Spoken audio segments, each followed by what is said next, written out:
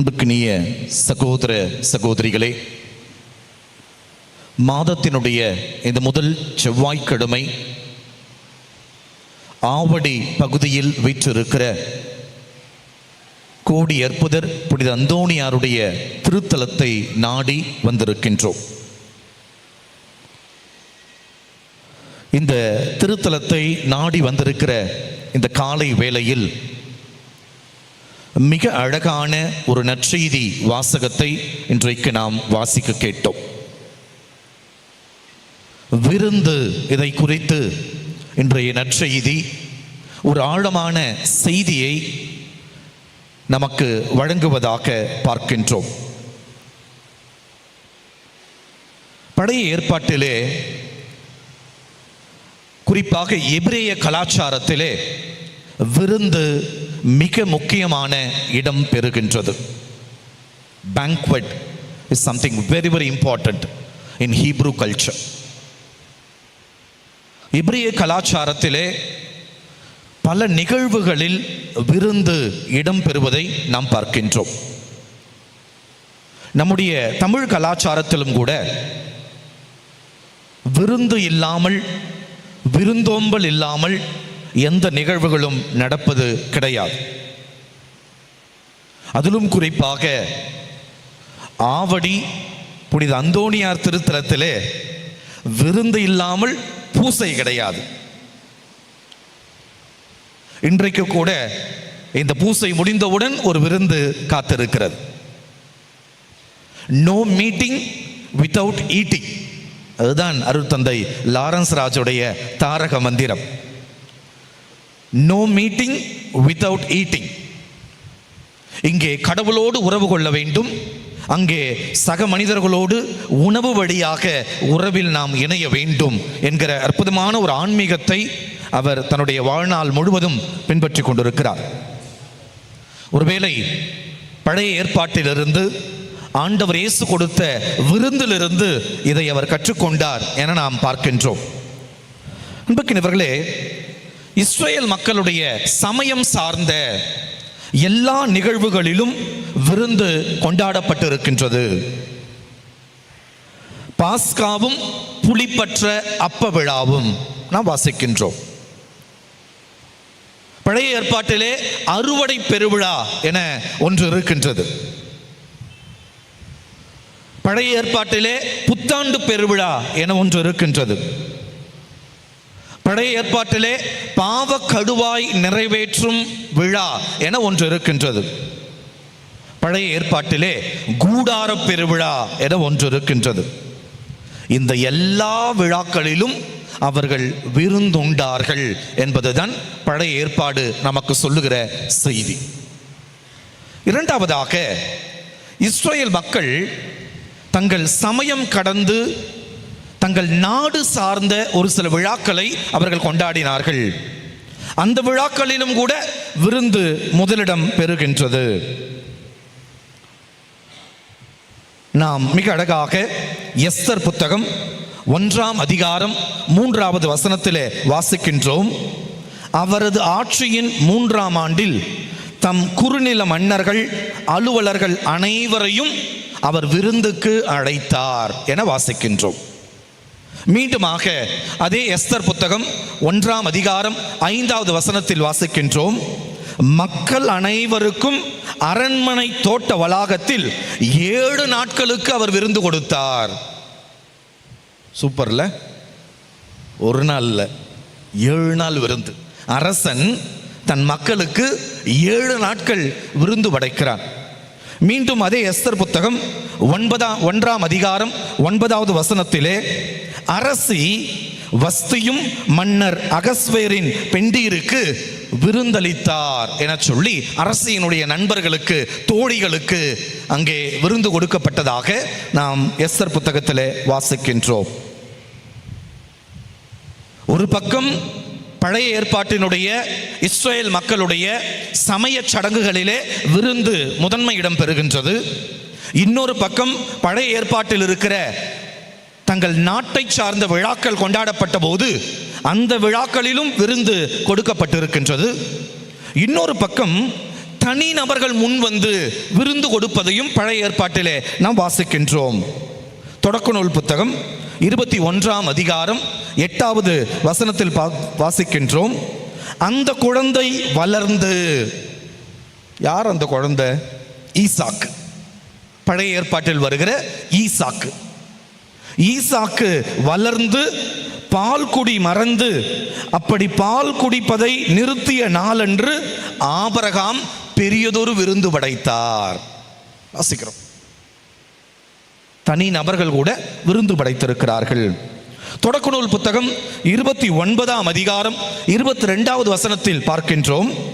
யாக்கோபும் ராக்கேலுக்கும் லாபான் அவ்வூர் மக்கள் அனைவருக்கும் அழைத்து திருமண விருந்து படைத்தார்.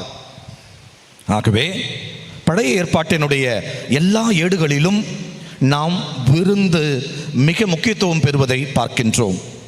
நீதி தலைவர்கள் புத்தகம் 14ஆம் அதிகாரம் 10வது வசனத்திலே சிம்சோன் தன் இனத்தை சாராத பெலிஸ்திய பெண்ணை விரும்பினார். அவளும் அவள் தந்தையும் அப்பெண் வீட்டாருக்கு சென்ற பொழுது அவர்களின் வழக்கத்தின்படி அவர் தந்தை பெண் வீட்டுக்கு சென்றார். அங்கு சிம்சோன் விருந்தளித்தார் என வாசிக்கின்றோம். தன் இனத்தை சாராதவராக இருந்தாலும் கூட அங்கே விருந்து படைக்கப்பட்டிருப்பதை நாம் பார்க்கின்றோம். இவர்களே, மீண்டும் தொடக்க நூல் புத்தகம் 4ஆம் அதிகாரம் 20வது வசனத்திலே 3ஆம் நாள் பார்வோனின் பிறந்த நாள் விழா அன்று அவன் தன் அலுவலர் அனைவருக்கும் அவன் விருந்தளித்தான் என வாசிக்கின்றோம். மாற்கு நற்செய்தி 6ஆம் அதிகாரம் 21வது வசனத்தில் வாசிக்கிறோம். ஏரோது தன் பிறந்த நாளில் அரசவையினருக்கும் 1000 தலைவர்களுக்கும் கலிலேயா முதன்மை குடிகளுக்கும் ஒரு விருந்து படைத்தான் என வாசிக்கின்றோம். அன்புக்கினியவர்களே, இப்படி தனி நபர்கள் விருந்து படைத்திருப்பது பழைய ஏற்பாட்டில் இருக்கின்றது. இன்னும் ஒரு படி மேலே போய் பார்க்கிறோம். தொடக்க நூல் புத்தகம் 26ஆம் அதிகாரம் 26லிருந்து 31 இருக்கிற வசனங்களிலே ஈசாக்கு அபிமெலக்கு இவர்களுக்கு விருந்து படைக்கிறார். ஈசாக்கு இஸ்ரவேல் இனத்தை சார்ந்தவர், அபிமெலக்கு அவனுடைய எதிரி. ஈசாக்கு தன்னுடைய எதிரிக்கு உணவு படைக்கிறார். பகைவருக்கு கூட உணவு கொடுத்த பழக்கம் இஸ்ரவேல் மக்களிடையே இருந்திருக்கிறது. பகைவருக்கு கூட விருந்து கொடுத்த பழக்கம் இஸ்ரவேல் மக்களிடையே இருக்கின்றது. 30வது வசனத்தில் பார்க்கிறோம், ஈசாக்கு அவர்களுக்கு விருந்தளித்தார். 31வது வசனத்தில் பார்க்கிறோம், அதிகாலையில் அவர்கள் எழுந்து ஒருவருக்கொருவர் வாக்குறுதி அளித்துக் கொண்டனர். ஒரு விருந்து பகையை மாற்றியதாக பழைய ஏற்பாட்டிலே வாசிக்கின்றோம். ஆனால் தான் நம்ம சண்டை போட்டோன்னு வச்சுங்களேன், வீட்டில் இல்லை யார் கூடயாவது சண்டை போட்டோம், சொந்தக்காரங்கிட்ட சண்டை போட்டோன்னா என்ன பண்ணுவோம்? அந்த வீட்டில் செத்தாலும் கை நினைக்க மாட்டேன். உணவுக்கும் உறவுக்கும் நிறைய தொடர்பு இருக்கின்றது. ஒருவேளை நான் போய் சாப்பிட்டுட்டேன்னா மீண்டும் உறவு வந்துவிடும். தமிழ் கலாச்சாரம் மிக அழகாக சொல்லுகிறது, மென்றால் தின்றால் உறவு. உணவு என்பது உறவினுடைய அது அடிப்படை, விருந்து என்பது உறவினுடைய அடையாளம். அதனால்தான் இன்றைக்கு ஆண்டவர் இயேசு இன்றைய ஓமையில் சொல்லுகின்றார், விருந்துக்கு வர சொல்லி அழைக்கிறார். விருந்துக்கு என சாப்பிட்றதுக்கு அழைக்கல, உறவை பரிமாறிக்கொள்வதற்கு, உறவை மீண்டும் சீர் செய்து கொள்வதற்கு, உறவை வலுப்படுத்திக் கொள்வதற்கு, உறவை சரியான உறவாக மாற்றிக்கொள்வதற்கு இறைவன் இன்றைக்கு அழைக்கின்றார். அன்புக்கினவர்களே, இன்னொரு எக்ஸாம்பிள் பார்க்கிறோம். 2 சாமுவேல் புத்தகம் 3ஆம் அதிகாரம் 20வது வசனத்தில் அப்னேரே 20 ஆள்களோடு தாவீதை காண எபிரேன் வந்தான். அப்னேருக்கும் அவனோடு இருந்த ஆள்களுக்கும் தாவீது விருந்து படைத்தார். ஒரு பகையாளிக்கு தாவீது விருந்து படைப்பதை பார்க்கின்றோம். பகைவன் உடன்படிக்கையின் அடையாளமாக மாறி போகின்றான். அதுதான் அந்த பகுதி.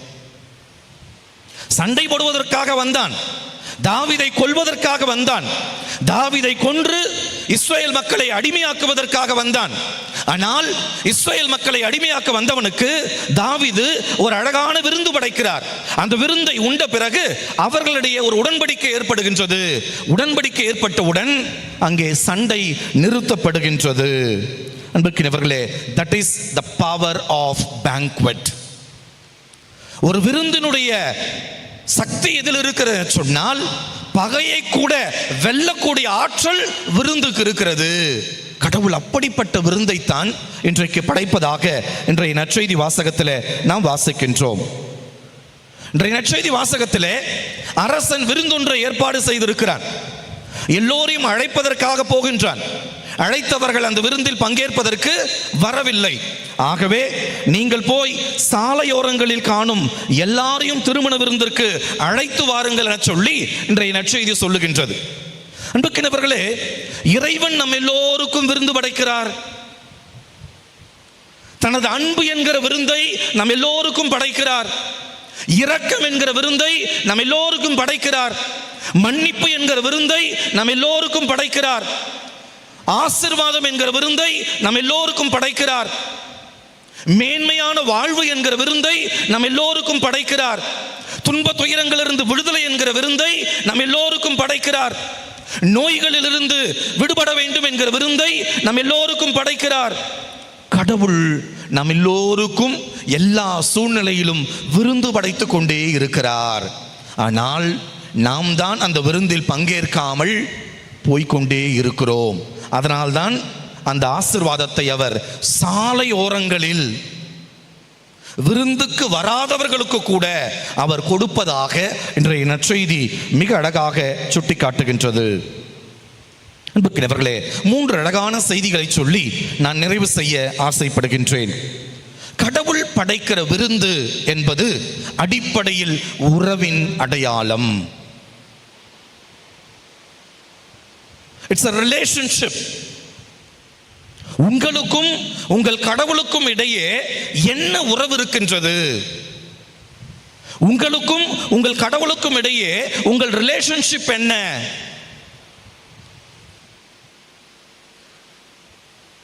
எந்த அளவிற்கு உங்களுக்காகவே வாழ்ந்து மரித்த, இன்றைக்கும் வாழ்ந்து கொண்டிருக்கிற அந்த கடவுள் மீது நீங்கள் அன்பு வைத்திருக்கிறீர்கள்? வெறுமனே திருப்பலிக்கு வந்து போவது, வழிபாடுகளில் பங்கேற்பது மட்டும் உறவல்ல. இவைகளை கடந்து நான் என் இயேசுவோடு எப்பேற்பட்ட உறவு நிலையில் இருக்கின்றேன். அன்புக்கினவர்களே, உண்ட வீட்டுக்கு ரெண்டகம் செய்யக்கூடாது இல்லையா? நம்ம தமிழ் வார்த்தை ரொம்ப அழகா அடிக்கடி பயன்படுத்துவோம். உண்ட வீட்டுக்கு ரெண்டகம் பண்ணாத. எத்தனை முறை கடவுள் நற்கரை என்கிற விருந்தை நமக்கு படைத்திருக்கிறார். அந்த நற்கரை என்கிற விருந்தை உண்டுவிட்டு அவருக்கே நான் ரெண்டகம் செய்திருக்கிறேன்.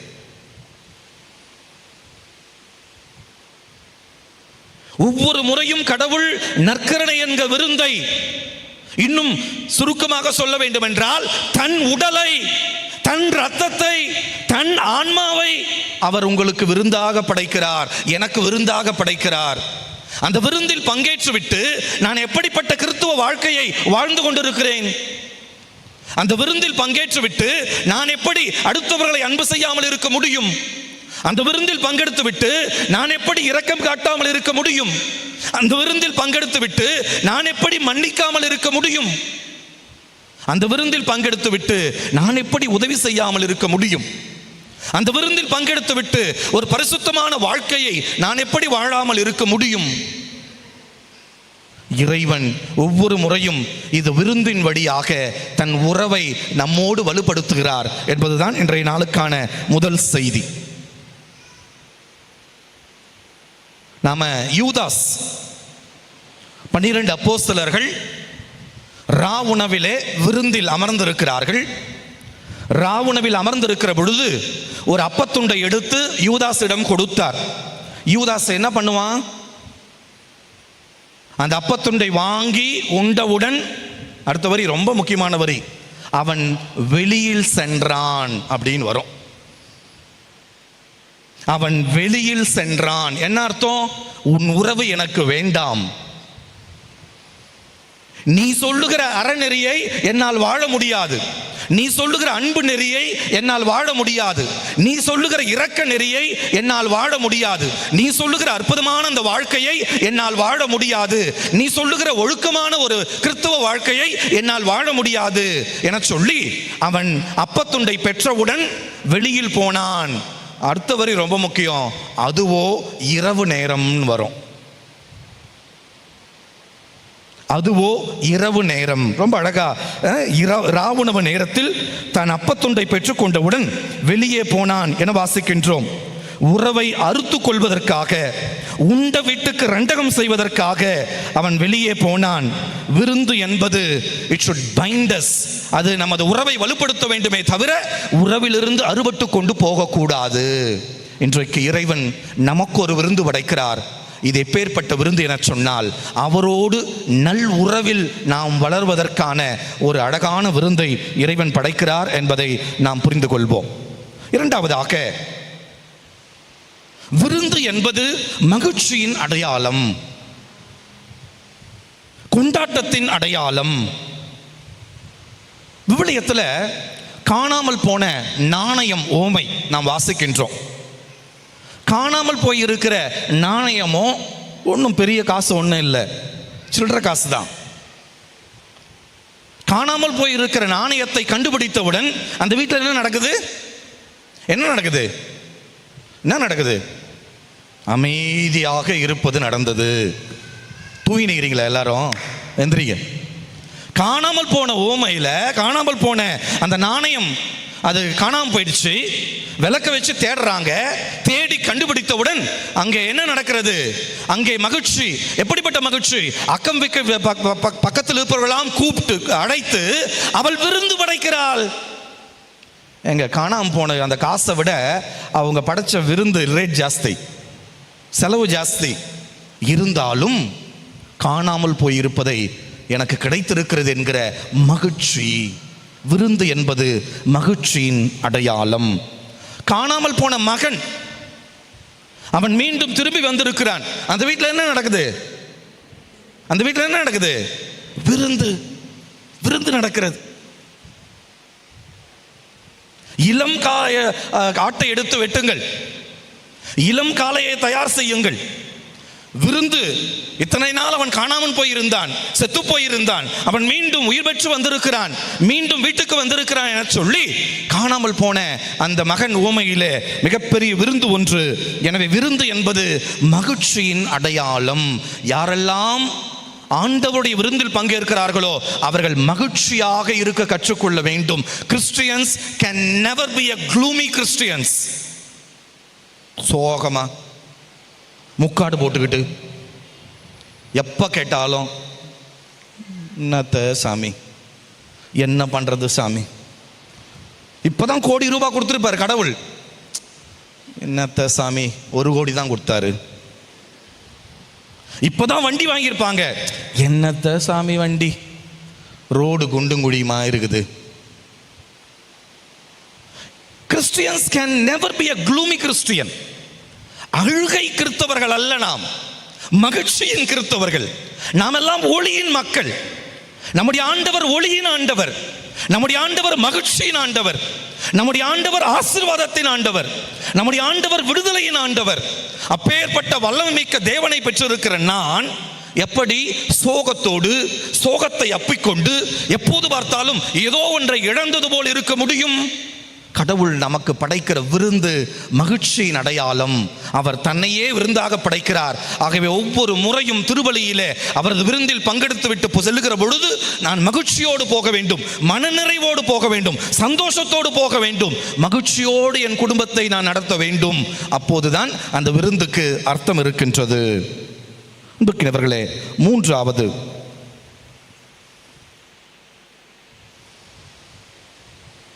ஆண்டவருடைய விருந்து என்பது it's a symbol of super abundance. Super abundance.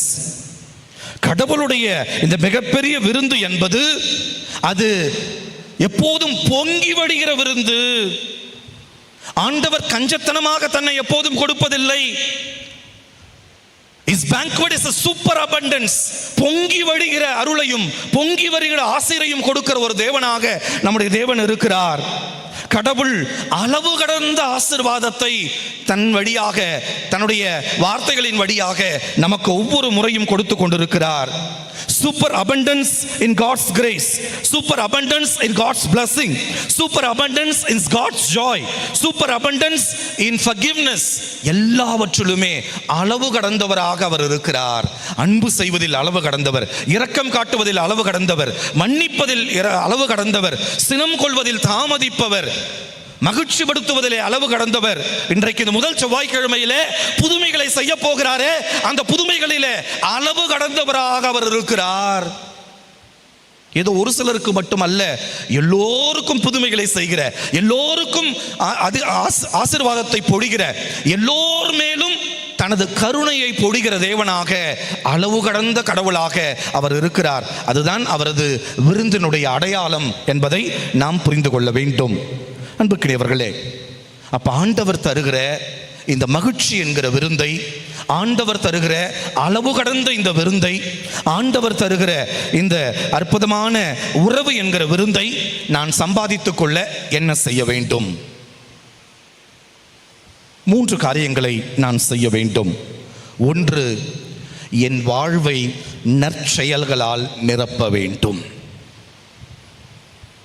Just by prayer you cannot receive this banquet. வெறும் ஜெபத்தின் வழியாக மட்டும் இந்த விருந்தை நான் உண்டுவிட முடியாது, பெற்றுவிட முடியாது. எப்போது எனக்கு கடவுள் இந்த விருந்தை முழுமையாக கொடுக்கிறார் என சொன்னால், ஜெபத்தை கடந்து இந்த ஜெபத்தை நான் செயல் வடிவம் மாற்றுகின்ற பொழுது, செயலாக மாற்றுகின்ற பொழுது, அந்தோனியார் கோவிலுக்கு போனேன், ஜெபித்தேன், திருப்பலியில் பங்கெடுத்தேன், ஆராதனையில் பங்கெடுத்தேன், ஆசீர்வாதத்தை பெற்றுக்கொண்டேன் என நிறுத்தி கொண்டால் இந்த வழிபாடு சிலை வழிபாடாக மாறி போய்விடும். இது எப்போது அர்த்தமுள்ளதாக மாறுகிறது என சொன்னால், என் செயல்களிலே இந்த வழிபாடு வெளிப்பட வேண்டும், என் செயல்களிலே கிறிஸ்து வெளிப்பட வேண்டும், என் செயல்களிலே கிறிஸ்துவினுடைய அன்பு வெளிப்பட வேண்டும். நல்ல செயல்களை நான் வாழ்வதின் வழியாக கடவுளுடைய விருந்திலே நான் பங்கேற்கின்றேன். 2வது, இந்த விருந்தில் நான் பங்கேற்பது போல மற்றவர்களும் பங்கேற்பதற்காக நீங்கள் எல்லோரையும் அழைத்து வர வேண்டும். இன்றைய நற்செய்தியில தலைவன் விருந்தை ஏற்பாடு செய்துவிட்டு விருந்தாளிகளுக்காக காத்திருக்கிறான். யாரும் வரவில்லை. இயேசு படைக்கிற அந்த விருந்திலே நானும் நீங்களும் மட்டும் பங்கெடுத்து மகிழ்ச்சி அடைந்தால் போதாது. நம்மை போல எத்தனையோ பேர் கடவுளுடைய அன்புக்காக ஏங்கிக் கொண்டிருக்கிறார்கள், கடவுளுடைய இரக்கத்திற்காக ஏங்கிக் கொண்டிருக்கிறார்கள், கடவுளுடைய ஆசீர்வாதத்திற்காக ஏங்கிக் கொண்டிருக்கிறார்கள், கடவுள் செய்கிற புதுமைகளை தன் வாழ்க்கையில் காண வேண்டும் என சொல்லி காத்திருக்கிறார்கள். அவர்கள் எல்லோரையும் நீங்கள் அழைத்து வர வேண்டும். நான் அனுபவித்தேன், நீயும் வந்து அனுபவி. நான் பெற்றுக்கொண்டேன், நீயும் வந்து பெற்றுக்கொள். நான் உண்டு மகிழ்ந்திருக்கிறேன், நீயும் வந்து உண்டு மகிழ். நான் அந்த அன்பை சுவைத்திருக்கிறேன், நீயும் அந்த அன்பை சுவைத்திடு. நான் புதுமைகளை பார்த்திருக்கிறேன், இதோ அதற்கு நானே சாட்சி, நீயும் சாட்சியாக மாறு என சொல்லி நம் குடும்பத்தில், நம் குடும்பத்தை சாராதவர்கள், நமக்கு தெரிந்தவர்கள் எல்லோரையும் இந்த விருந்தில் பங்கேற்பதற்கு அழைத்து வருகின்ற பொழுது இந்த விருந்து அர்த்தம் பெறுகின்றது. 3வது, தாராள உள்ளத்தோடு இறைவனுக்கு நன்றி சொல்ல கற்றுக்கொள்ள வேண்டும். Not just receiving alone. பெற்றுக்கொள்வது மட்டுமல்ல கிறிஸ்தவம், கொடுப்பதும் கிறிஸ்தவம். முதலில் இறைவனுக்கு நன்றி சொல்ல வேண்டும். அந்த நன்றியின் வெளிப்பாடாக 4 பேருக்கு நல்லதை செய்ய வேண்டும். அதுதான் உண்மையான விருந்தினுடைய அடையாளமாக மாறுகின்றது. அன்புக்குரியவர்களே, இன்றைய இந்த மாதத்தினுடைய முதல் செவ்வாய்க்கிழமையிலே இந்த இறை வார்த்தையின் வழியாக இறைவன் எனக்கும் உங்களுக்கும் ஒரு விருந்து படைத்திருக்கிறார்.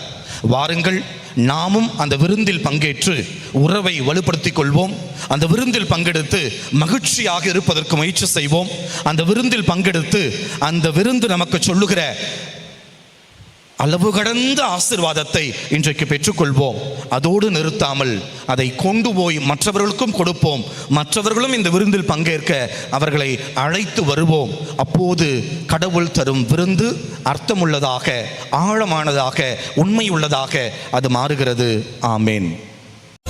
ஆவடி புனித அந்தோனியாரே உம் திருநாமம் வாழ்கவே. ஆவடி புனித அந்தோனியாரே உம் திருநாமம் வாழ்கவே. அற்புதம் பல கோடி செய்பவரே உம்மை போற்றி புகழ்ந்து பாடுகிறே. அற்புதம் பல கோடி செய்